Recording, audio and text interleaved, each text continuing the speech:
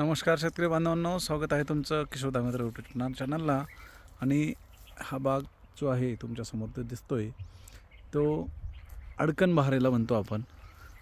ही जी size बघा, फेब्रुवारीच्या 10 तारखेला आपल्याला ही साईज आहे आता आपल्यापाशी, म्हणजे 3 नंबर साईज आहे. कच्चा माल आहे अजून आणि ओव्हरलोड माल आहे. हा असा माल शक्यतोवर आपल्याला पश्चिम महाराष्ट्रामध्येच बघायला मिळेल.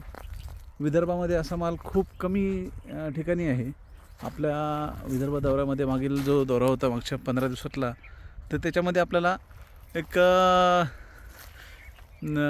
3-4 बागा आपल्याला जाणवल्या होत्या. तर 3-4 बागा आणि इकडे जे विदर्भामध्ये पश्चिम महाराष्ट्रामध्ये आहे अशा प्रकारचा माल बऱ्याच ठिकाणी आहे, पण एवढी साईज प्रत्येक बागेची नाही आहे. आता हा बहार कधी आला होता, ह्याच्यासाठी आपण काय काय नियोजन केलं, हे सर्व तुम्हाला मी इथे सांगणार आहे आता. तर हा बहार आपल्याला जून जुलै चा पाऊस झाल्यानंतर जो मध्ये थोडा गॅप पडला होता, तर गॅप पडल्यानंतर काय झालं की इथे ताण बसला आणि ताण बसल्यानंतर आपल्याला इथे ही फुलं निघायला लागले. आता हे आपण बाग फोडलेला नाही आहे, हा नॅचरल फुटला होता.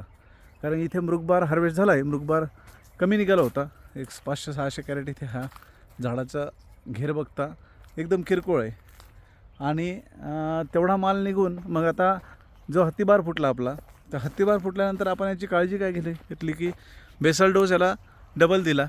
डबल म्हणजे जिथं आपण 1.5-2 किलोपर्यंत येतो अशा ठिकाणी आपण 2.5 किलोचा बेसल डोस देऊन वॉटर सोल्युबलचा मारा आपण याच्यामध्ये दर आठवड्याला ठेवलेला आहे. त्यामध्ये 1261 आलं, 1340-13 आलं, 060-20 आणि सध्या आपण 040-37 हे खत याला देत आहे.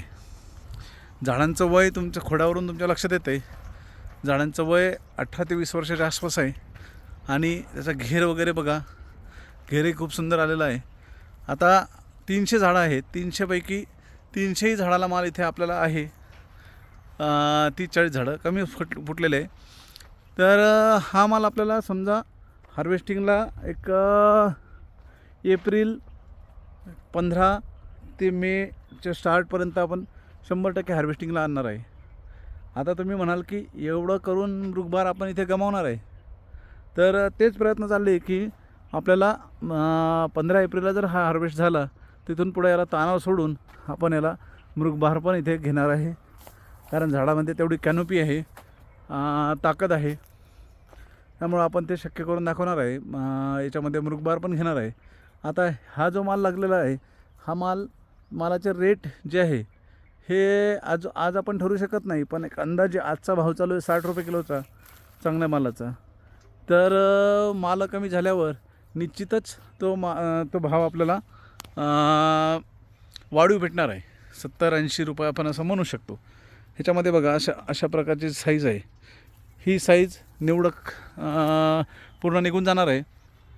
आणि याच्यानंतर जी आहे काही जूनची पण साईज आहे, तर तो माल आपण ठेवून तानामध्ये त्याला काही होत नाही. तुम्ही बघितलेलं आहे आंबेबाराला तानामध्ये अडचण येत नाही, त्यामुळं तो माल आपण परत ठेवणार आहे.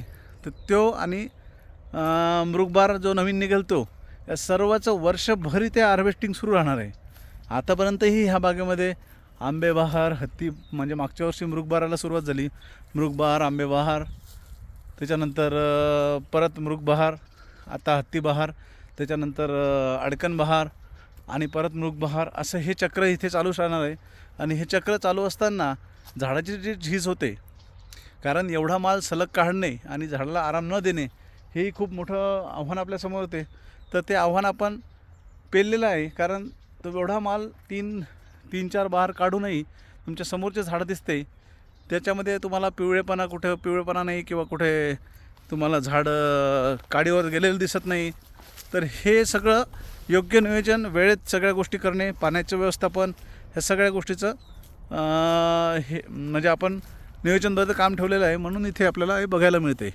तर तुम्हालाही जर अशा प्रकारचे नियोजन करायचं असेल तर आपल्या यूट्यूब चॅनलला सबस्क्राईब करा आणि कमेंट्समध्ये तुमचे प्रश्न विचारत चला, जेणेकरून तुमच्या अडचणी मला व्हिडिओमार्फत सांगता येईल. आणि आपल्या चॅनलला जर तुम्हाला काही अडचणी स्वतः म्हणजे ऑनलाईन पाहिजे असेल तर ऑनलाईनसुद्धा आपण सल्ला देतो.